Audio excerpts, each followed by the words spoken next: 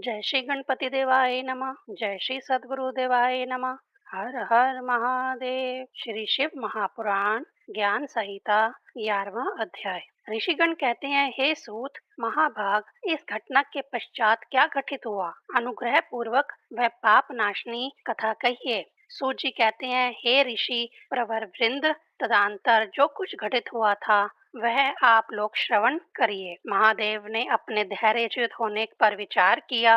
यह सब अवश्य किसी कारण से ही हुआ था। वह कारण उत्पन्न ना हो, पुनः ऐसा ना हो सके। तब शंकर ने सभी दिशाओं का अवलोकन किया। शंभु ने देखा कि बाईं और मदन ने बाण आकर्षण किया है। उसे देखकर शंभु तत्क्षण क्रोध युक्त हो गए। क्यों? क्या आश्चर्य! मैं इतना दुर्धर्ष होकर भी दुराशय मदन द्वारा नहीं छोड़ा गया। सदाशिव ने यह चिंतन मन ही मन किया तथा अब वह अत्यंत क्रोधपूर्ण हो गए। तभी उनके ललाट नेत्र से, तित्ते नेत्र से ज्वलंत अग्नि निर्गत हो गई तथा उस अग्नि ने तत्क्षण मदन को भस्म कर दिया। इससे पहले कि देवता कहते, हे प्रभु आप क्षमा करें, मकर ध्वज कंदर्व पंच तत्व प्राप्त कर गया। उस महावीर कंदर्व के निहत होने पर देवता अत्यंत दुखी हो गए। शिव भी तत्काल वह स्थान त्याग कर अन्यंत्र चले गए। इधर गिरिराज पुत्री पार्वती भी दोनों सखियों सहित द्रुत वेग से अपने गृह लौट आई। हे ऋषिगण, हे श्रेष्ठ ऋषिगण, रति उस समय क्षण काल हेतु मूर्छित हो गई। तभी वह अपने पति जनित दुख का अनुभव नहीं कर पाई थी। तदंतर चैतन्य लाभ करके दुख से आकुल रति ने इस प्रकार करुण स्वर से विलाप किया कि उससे निखल वन शोकाकुल हो गया। मयूर गण के नित्य त्याग करने पर वृक्ष गण ने पवन हिल्लोल कंपन त्याग दिया। मृगगण ने भ्रमण तथा भ्रमरों ने झंकार त्याग कर दिया। पक्षीगण ने उस समय वाक संयम किया तथा वे ऋषियों के समान मुक्ता ग्रहण करके बैठ गए। वायु ने भी अपना मृदु चलन त्याग दिया तथा अब दस दशा की ओर प्रवाहित नहीं हो रहा था। रुदन करती रति कहती है, मैं अब क्या करूं, कहाँ जाऊं? मेरे स्वामी को बुलाकर देवताओं ने ये क्या करा दिया। हाय प्रिय, तुम कहाँ हो? रति हाथ पैर पटकते केश नोचने लगी। उसने कहा, मेरे कर्म के कारण ब्रह्मा हमारे समान स्त्री पुरुष का योग सहन नहीं कर सके। कोई अन्य दुखदाता नहीं है, सुखदाता भी अन्य कोई नहीं है। सभी स्वकर्म फल करते हैं, अतः मैं क्यों व्यर्थ देवताओं पर अनुताप करती हूँ। उसका यह अति विलाप सुनकर देवता शिव जी के पास गए। उनकी शरण लेकर यह कहने लगे। देवगण कहते हैं, हे प्रभु, हे भगवान, आप हमारा यह शुभ वाक्य सुने। हे लोक मंगलकारी, कामदेव ने किसी प्रकार के अपने स्वार्थ साधनार्थ यह कार्य नहीं किया। दुष्ट तारकासुर द्वारा पीड़ित देवगण ने ही उसके द्वारा यह कार्य कराया है, अन्यथा कंदर्व की प्रवृत्ति ऐसा कार्य करने की नहीं थी। अब सती रति एकाकी होकर अतिशय दुखी होकर विलाप कर रही है। हे शंकर, आप उस पर सर्व प्रकार से प्रसन्न हो जाएं। हे शंकर, आप क्यों देवताओं तथा समस्त संसार का संहार करने हेतु प्रवृत्त हैं? रति का यह दुख देखकर देवता अत्यंत कातर हैं तथा आप रति के शोक का विमोचन करिए। तब देवगण ने साविधि स्तव तथा प्रणाम करके लोक मंगलदाता महादेव को प्रसन्न किया। तब भगवान शंकर ने प्रसन्न होकर कहा।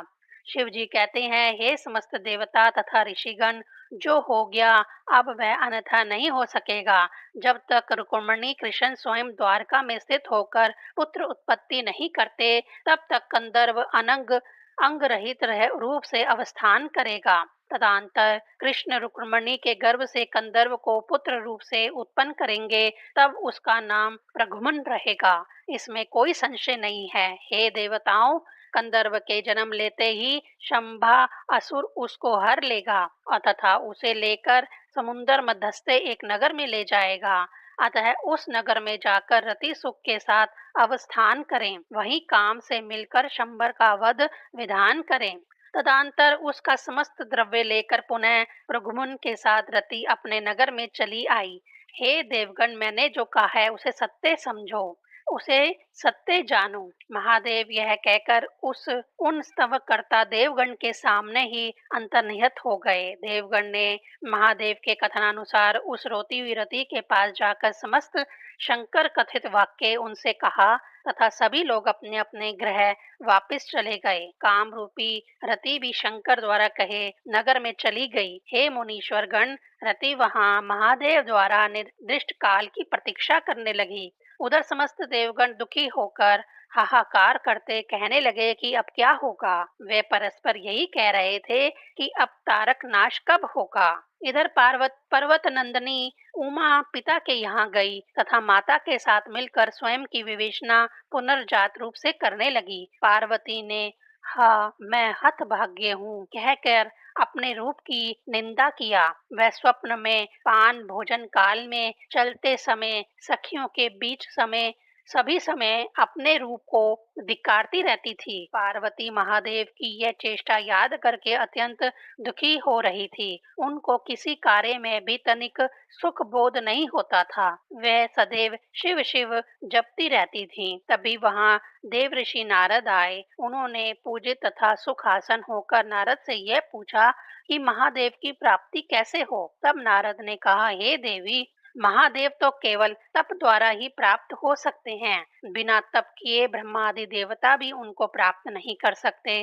भगवत भक्त नारद ने यह कहा तथा हरि नाम कीर्तन करते करते वहां से चले गए। 11वां अध्याय समाप्त। 12वां अध्याय। सूत जी कहते हैं, पार्वती ने नारद का वचन सुनकर महादेव को तप द्वारा पाने का आदेश मानकर तप के निर्मित मन को स्थिर किया। तब वह विनयी पार्वती यह स्वयं माता पिता से कहने में लज्जा का अनुभव कर रही थी। अतः उन्होंने सखीगण को माता पिता से इस संबंध में पूछने के लिए कहा।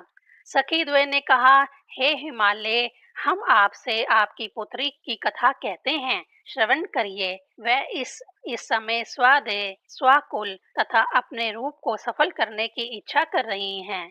वे महादेव तप शरण में से ही आराध्य हैं। वे अन्य उपाय से वशीभूत होने योग्य नहीं है। हे पर्वतराज, आप उमा को तपस्या हेतु अनुमति दीजिए। गिरिराज हिमालय ने कहा। हिमालय जी कहते हैं, हे सखी द्वे, इस बात के प्रति मेरी रुचि हो रही है। अब वह करो जिससे इसमें मेनका की भी रुचि हो जाए। यदि ऐसा संभव हो जाए तब इसकी अपेक्षा उत्तम कार्य और क्या है। इससे हमारा कुल सफल होगा। यह सत्य एवं ना संशय है, निसंशय है। यदि उसके मन के अनुसार कार्य हो जाए, शिव प्राप्त हो जाए, तब इसकी अपेक्षा उत्तम बात और क्या होगी। हे मुनीश्वर गण, तब वह दोनों सखियां पिता का यह कथन सुनकर पार्वती की माता के यहाँ गई। उन्होंने माता से कहा, हे माता, आप अपनी पुत्री का वचन सुनिए, तदंतर अपने कर्तव्य का निश्चय करिए। आपकी कन्या महादेव के लिए परम तप करना चाहती है। उसे पितृ आज्ञा मिल गई है। अब उसे आपकी आज्ञा की कामना है। यह सती इस समय अपने रूप को सफल करना चाहती हैं। अब यदि उसे आपकी आज्ञा मिले तब वह तप प्रवृत्त हो जाएगी। मेनका ने जब सखियों का यह वाक्य श्रवण किया तब वह अतीव दुखी हो गईं। उन्होंने विहल होकर अपनी पुत्री को बुलाकर कहा, हे पुत्री, तुम क्यों दुखी हो रही हो। पूर्व में तप किया था, तभी हमारे गृह में तुमको जन्म मिला। यहाँ पर तुमको क्या अभाव है। तुम तप करने कहाँ जा रही हो। सभी देवता मेरे गृह में है। तुम्हारे पिता के भवन हिमाचल पर्वत में सभी तीर्थ स्थल हैं। तुम यहीं रहकर तपस्या करो, इससे तुमको निश्चय सिद्धि लाभ होगा। तुम तो शिव के पास गई थी, वहाँ क्या मिला। उसकी अपेक्षा और अधिक क्या लाभ करोगी। हे पुत्री, तुम्हारा शरीर कोमल है, तप अतीव कठिन है, अतः घर में ही रहते जो सुलभ हो वही करो। कन्या ने माता द्वारा अनेक प्रकार से रोके जाने पर महादेव की आराधना के अतिरिक्त कहीं भी सुख का अनुभव नहीं किया। तब माता ने पुत्री का दुख समझा और तपार्थ जाने की आज्ञा दे दी। उन्होंने माता व पिता को प्रणाम किया तथा पुनः शिव आराधनार्थ निकली। उन्होंने सभी आभरण तथा नाना प्रकार के वस्त्रों को छोड़ दिया तथा वे सखी सहित तपस्या के लिए चल पड़ी। उन्होंने विकल धारण करके सुशोभन मंजू की मेखला बांधा तथा हार वहीं त्याग कर उत्कृष्ट मृगचरम ले लिया। ये देवी हिमालय के उस श्रृंग पर तपस्या करने गई जो श्रृंग भविष्य में देवी के तप के कारण गौरी शिखर नामक उत्तम तीर्थ होगा। वहां अति पवित्र तथा फल पूर्ण एवं फल भार से झुके सुंदर वृक्ष समूह विराजित थे। वहां देवी ने जाकर भूमि शुद्धि तथा वेदिका का निर्माण कार्य किया। उन्होंने शरीर की चंचलता को रोककर मुनियों के लिए भी दुष्कर तप करना प्रारंभ कर दिया। वह ग्रीष्म में प्रदीप्त अग्नि से घिरी हुई तथा सूर्य पर दृष्टि निक्षेप करती करती रहीं। वर्षा में खुले चबूतर पर बैठकर तथा शीत में जल के निकट तप करती रहीं। इस प्रकार तपस्या करने के पश्चात समय कुछ वृक्षों का रोपण भी उन्होंने किया। वे नित्य उन वृक्षों में जल संचयन किया करती थीं। वे अतिथियों का समुचित सत्कार भी करती थीं। वात, आतप, शीत, वृष्टि तथा अन्य नाना दुखों की वह गणना नहीं करती थीं। वह मुनिगण के लिए दुष्कर तप करती रहती थी। यह सुनकर ऋषिगण को परम विस्मय हो जाता था। वे उनका तप देखने वहां आते थे कि वे कैसा तप कर रही हैं। साधुगण धर्म वृक्ष के पास आकर शेषकर वार्ता करते थे। वे वयस का वयस को प्रमाण नहीं मानते थे। वे पंडित गण सर्वदा धर्म का ही सदा सम्मान करते थे। वे यही चर्चा करते थे कि अन्य लोग जो तप करते हैं वह तप उमा के तप के सामने कुछ नहीं है। वे लोग सदा कहते यह कैसा कठिन तप कर रही है। उस आश्रम में जाने पर लोग विरोध रहित हो जाते। सिंह तथा गो तथा अन्य जो परस्परगत राग द्वेष युक्त रहते हैं वह भी उस स्थान में स्थित इस आश्रम भूमि में आकर विरोध रहित हो जाते। वहां पर वृक्ष सदा फल युक्त रहते थे। वहां पर विविध तृण पुष्प विद्यमान रहते थे। यह सभी चित्र विचित्र लगते थे। यह उन ऋषि प्रवरगण ने देखा। वह वन कैलाश से युक्त रहता था। वह जगत में तपस्वी लोगों हेतु सदा सिद्धिप्रद रहता था। 12वां अध्याय समाप्त। 13वां अध्याय। सूत जी कहते हैं इस समय देवता तथा नारद आदि ऋषिगण पार्वती की यह तपस्या देखकर तथा उनके तपस्तेज से अपना शरीर पूर्ण करके वहां गए जहां वृषभ ध्वज अवस्थान कर रहे थे। वहां जाकर देवताओं ने नारद को महादेव जी के पास भेजा। नारद ने वहां जाकर महादेव जी को प्रणाम करके उनकी स्तुति सबके साथ मिलकर किए। ऋषिगण कहते हैं आप शंभु हैं, आप शंकर तथा दयालु रूपेण प्रख्यात हैं। उधर पार्वती लोक शोषण दारुण तपस्या का अनुष्ठान कर रही हैं। ऐसी तपस्या पूर्व में किसी ने नहीं देखी। आगे भविष्य में भी कोई ऐसी तपस्या नहीं कर सकेगा। यह तो देव दानव हेतु भी दुर्लभ है। हे सदाशिव, आप हम पर प्रसन्न होकर इस तपस्या का फल दीजिए। नारद आदि ऋषिगण के यह कहने पर शंभु ने कहा देवता भी दुष्कर तप द्वारा मुझे देख नहीं पाते, तथापि मैं इस पर्वत नंदनी के तप द्वारा क्रय कर लिया गया। मैं आप लोगों का हित करने वाले उसके वचन का पालन करूंगा। आप लोगों के लिए हितप्रद वचन का मैं अवश्य परिपालन करूंगा। यह अवश्य ही होकर रहेगा। इस विषय में कोई संदेह मत करिए। अतः आप सब अपने अपने भवन जाइए। मैं वचन का पालन तथा आप लोगों के प्रिय कर्तव्य को करूंगा। तब शंकर ने यह कहकर देवगण को विदा किया तथा जटिल ब्राह्मण का वेश धारण करके उस वन में गए जहाँ पार्वती तपस्या कर रही थी। शिवा पार्वती ने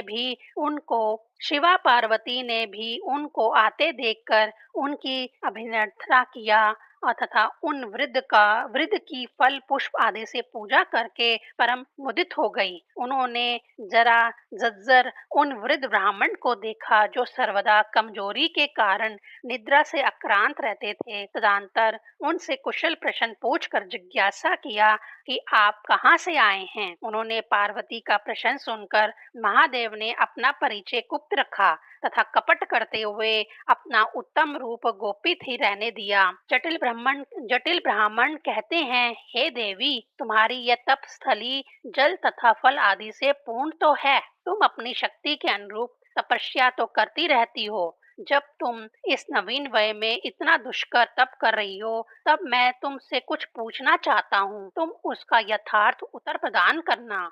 हे देवी, जब तुमने सर्वांतःकरण से मेरी पूजा किया है, तब मेरे तुम्हारे बीच तो मैत्री हो गई है। हे शुभे, तुम सब रहस्य मुझसे व्यक्त करो। हे देवी, मैं केवल यही पूछता हूँ कि तुमको क्या वरदान चाहिए। मुझे तो ज्ञात हो रहा है कि हे देवी, सभी प्रकार का तपस्या का फल तो तुमको प्राप्ति ही है। यदि तुम पति कामना से इस प्रकार के तपस्या में प्रवृत्त हो, तब तप से निवृत्त हो जाओ। कारण यह है कि रतन कभी भी ग्रहण करने वाले की कामना नहीं करता।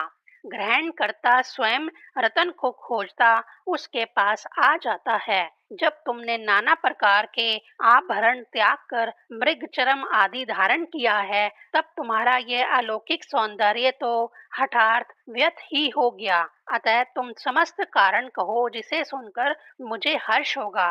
वृद्ध ब्राह्मण द्वारा यह सब प्रश्न किए जाने पर उमा ने अपनी सखी को उत्तर देने का संकेत किया। सुव्रता पार्वती ने सखी के द्वारा अपना समस्त वृतांत ब्राह्मण से कहलवाया। 13वां अध्याय समाप्त। 14वां अध्याय। सूत जी कहते हैं, हे ऋषि, हे श्रेष्ठ ऋषिगण, तदंतर पार्वती तथा महादेव का जो वृतांत है, उस पाप नाशनी कथा का श्रवण करिए। पार्वती से प्रेरित होकर सखी ने जटिल को उनके प्रश्न का तब उत्तर दिया। सखी कहती है, हे विप्र, यदि आपको यह वृतांत श्रवण करने की इच्छा है, तब मैं कहती हूँ। मेरी सखी ने ऐश्वर्य संपन्न इंद्र आदि देवगण का भी त्याग करके जिसके उद्देश्य से ये कठोर तप किया है, उसे सुने। मेरी सखी पिनाकधारी महादेव को पति रूपेण प्राप्त करना चाहती है। इन्होंने पहले कतिपय वृक्षारोपण किया है। हे प्रभु, इन सभी वृक्षों में फल उत्पन्न हुआ है, तथापि अभी भी इन देवी के मनोरथ का कोई अंकुर फूटता नहीं दिखाई दे रहा है। मदन का संहार करने वाले महादेव सौंदर्य के वशीभूत नहीं है। इस निर्मित देव ऋषि नारद के उपदेश अनुसार वे कठोर तप की वृत्ति हो गई हैं। आपने जो कुछ पूछा वह सब मैंने आपसे कह दिया। यह सखी का अभिभाषित उत्तर है। सखी का वचन सुनकर जटिल कहने लगे। जटिल कहते हैं, हे सखी, तुमने जो कुछ कहा वह सत्य है अथवा परिहास मात्र है। हे देवी, अपने मुख से सच क्यों नहीं कहती हो? ब्राह्मण का कथन सुनकर सखी ने कोई उत्तर नहीं दिया। तब पार्वती ने स्वयं कहा, यह पूर्ण सत्य है, इसमें कुछ भी असत्य नहीं है। मैंने मन वाणी से शंकर जी को ही पति रूपेण वरण किया है। मैं उनको दुर्लभ मानती हूँ। वह किस प्रकार से सहज प्राप्त होंगे, तथापि मैंने मन की उत्सुकता के कारण ही यह अतीव दारुण तप अनुष्ठान किया है। यह कहकर पार्वती जी मौन हो गई। तब ब्राह्मण ने कहा, मैं अभी जा रहा हूँ। इस समय मेरे मन में महती इच्छा हो रही है। वह इच्छा यह है कि तुम कितनी दुर्लभ वस्तु की कामना कर रही हो। यह जानकर मैं तुम्हारे व्रत को साधुवाद देते जाता हूँ। हे सुंदरी, अब साक्षात तुम्हारे मुख से श्रवण करके मैं समस्त प्रसंग से समकृत अवगत हो गया। अब मैं यहाँ से चल दिया। तुम्हारी जो इच्छा वह करो। मैं तुमसे कुछ भी कहना नहीं चाहता। कुछ कहने से मित्रता निष्फल होगी। जो भी हो, हे शुभे, लोग भावी के अनुसार ही कार्य करते हैं। इस संबंध में कुछ कहना उचित नहीं है। यह कहकर ब्राह्मण जब गमनोद्युक्त थे, गमन के जाने के लिए तैयार थे, तभी पार्वती जी ने कहा, आप क्यों जा रहे हैं? तब दंडधारी वहीं रुककर कहने लगे। दंडधारी शिवजी जो ब्राह्मण के रूप में थे, कहते हैं, हे देवी सुनो। सब अब से पहले तुम मेरे सम्मान तथा भक्ति की पात्र थी, तथापि अब मेरे मन में तुम्हारे प्रति विपरीत भाव उदित हो गया है। इसमें कोई संदेह नहीं है।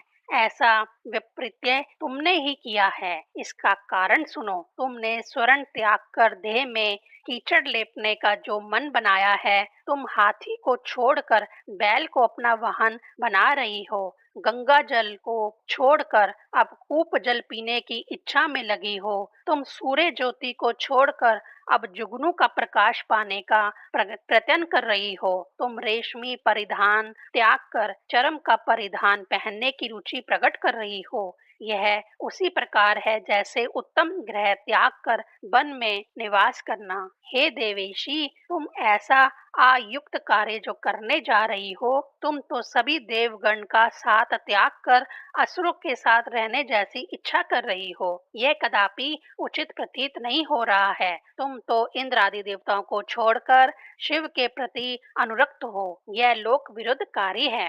कहाँ तो तुम कमल के समान नेत्रों वाली हो, जबकि शिव त्रिलोचन है। तुम तो चंद्रमुखी हो, जबकि शिव पंचमुख हैं। तुम्हारा रूप जो कावेरी के समान वर्णातीत है, उधर इसके विपरीत शंकर का रूप ऐसा है कि उनका सिर जटाजूट से भरा है। यह प्रसिद्ध है। तुम तो अंगों पर चंदन का लेप किए हुए हो, उधर शंकर के सर्वांग में चिता भस्म का लेप है। कहाँ तो तुम उत्तम दुपट्टा ओढ़ती हो, जबकि शंकर का वस्त्र है गज चरम। हे प्रीति प्रदे, कहाँ तो तुम्हारे अंगों पर दिव्य अंग आदि आभूषण शोभित हैं। कहाँ महादेव के देह पर सर्प, कहाँ तो तुम्हारे आत्मने रूप ये सभी देवता। कहाँ महादेव के पार्षद, कहाँ तुम्हारे पितृगृह में मृदंग का शब्द बजता है। कहाँ महादेव का डमरू, कहाँ तुम्हारे गृह में दुदुम्बी ननाद। कहाँ महादेव के यहाँ अशुभ श्रृंग सींग का शब्द। कहाँ तुम्हारे गृह में पटहा आदि उत्तम वाद्यों का महानिनाद। कहाँ महादेव के यहाँ गाल बजाने का शब्द। अतः तुम्हारा शिव से संयोग कदापि उचित नहीं है। महादेव का शरीर विरूपाक्ष कहा गया है। उनके जन्म के संबंध में भी कोई नहीं जानता। यदि उनके पास धन होता तब वे नग्न क्यों घूम रहे होते। वह एक वर में जो गुण होना चाहिए, उनमें से शिव में तो एक भी गुण नहीं है। उनका वाहन है बैल तथा वस्त्र है चरम का। यदि वे ग्राही होते तब मदन का दहा क्यों करते। उनके सहायक हैं पिशाच तथा कंठ में विष विराजित है। लोगों ने उनका इस प्रकार अनादर किया जो वह घर छोड़कर वन में चले गए। उनकी जाति का पता नहीं, उनमें विद्या ज्ञान भी नहीं दिखता। वह सदा एकाकी एवं वैराग्य बने रहते हैं। अतः हे देवी, तुम शिव से अपना मन लगाओ। कहाँ तो तुम तो हार पहनती हो, कहाँ वह मुंड माला धारी हैं। सब कुछ तुमसे विरोधी रूप जो है। हे देवी, मुझे तुम्हारा ये कार्य उचित नहीं लग रहा है। तुम्हारी जो इच्छा हो वह करो। मैं उन देवताओं को भली प्रकार से जानता हूँ। वह सदा शमशान वास की इच्छा रखते हैं। जितने असत वस्तु हैं वह सदा उनका सेवन करते रहते हैं। ऐसी स्थिति में अपना मन उनकी कामना से निवृत्त करो, अन्यथा मेरे साथ चलो। जटी का यह कथन सुनकर पार्वती जी को क्रोधित होकर उस शिव निंदा प्रयाण ब्राह्मण से वो कहने लगी। पार्वती जी कहती हैं, मैंने पहले यह समझा था कि तुम अन्य किसी पुरुष की बात कर रहे हो, लेकिन अब तुम्हारी समस्त बातों से यह ज्ञात हो गया कि तुम शिव के संबंध में कुछ नहीं जानते। मैं क्रमशः तुम्हारे प्रत्येक बात का उत्तर देती हूँ। सुनो, तुमने जो ये कहा है कि तुम शिव को जानते हो, यह पूर्णतः असत्य है। अथवा तुम शिव को जैसा जानते हो, मैं भी उसी प्रकार से वर्णन कर रही हूँ। जैसे बहुरूपिया युवा वृद्ध वेश धारण कर लेता है, उसी प्रकार तुम भी कोई धूर्त हो जो यहाँ ब्रह्मचारी के रूप में आ गए हो। इसमें कोई संशय नहीं है। अब मैं शंकर का स्वरूप कहती हूँ, श्रवण करो। वास्तव में जो निर्गुण है, कारण वंशात वह सगुण हो जाते हैं। अतः उन सगुण एवं निर्गुण रूपी उभयात्मक महादेव की जाति कैसे हो सकेगी। वे सदाशिव सर्व विद्या अधिष्ठान हैं। उन्होंने पूर्व काल में अपने उच्छ्वास रूपेण प्रकट वेदों को विष्णु को प्रदान किया था। उन परिपूर्ण परमात्मा को विद्या की क्या आवश्यकता। वे तो सब कुछ के आदि हैं। उनका आयु प्रमाण जान सकना कैसे संभव है। प्राकृतिक उनसे ही उत्पन्न है, अतः उनकी शक्ति के कारण की खोज का क्या प्रयोजन। जो नित्य इन महादेव का भजन करता है, वह उनकी शक्ति त्रय का विकास हो जाता है। उनका भजन करने वाले लोग निश्चय रूप से मृत्युंजय कर लेते हैं। तभी जगत में उनका नाम मृत्युंजय प्रसिद्ध है। जिनकी पूजा के प्रभाव से मनुष्य रोग रहित हो जाते हैं। हे दुर्मति, उनके आरोग्य की क्या बात। उनकी कृपा से ही देवगण देव तत्व लाभ करते हैं। स्वयं देवराज शिव के दर्शनार्थ जाते रहते हैं। भूत हो कि वह पिशाच ही क्यों ना हो, शिव के जो द्वारपाल हैं उनके दंडाघात से इंद्र तक का मुकुट तो टुकड़े टुकड़े होकर धरती पर गिरता है। उनके बारे में अधिक क्या कहूँ, वे सदा प्रभु कल्याण रूपी हैं। उनकी सेवा में कितना फल है उसे सुनो।